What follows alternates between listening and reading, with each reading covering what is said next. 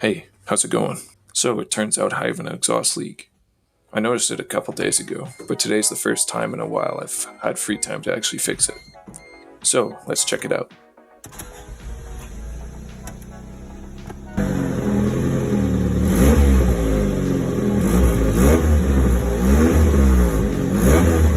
After looking under the car, it became pretty obvious where the exhaust leak was. There's a notable large crack, almost all the way around the exhaust pipe, and one of the rubber brackets was cracked, thus no longer supporting the exhaust, leading to it cracking right on the welds.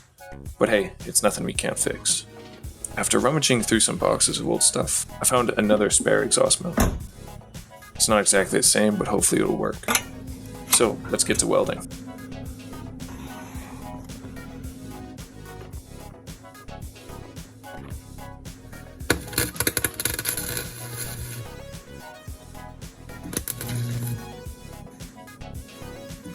It took me a second to realize that welding under the car was a stupid idea, because I could simply just take off the midsection of the exhaust.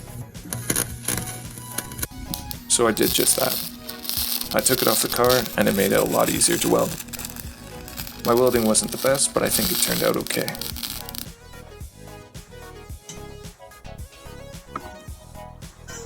With the help of the welder's best friend, the angle grinder, it's not much of an issue anyways. Looking inside the pipe, there seems to be no light poking through the welds, so I think my welds were successful. Of course, gotta start the car up without the muffler on, as is tradition.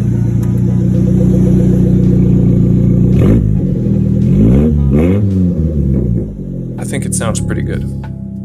Now it's just a matter of slapping the exhaust back on, and boom bada boom, done. Exhaust leak is no more. Thanks for watching, like and subscribe.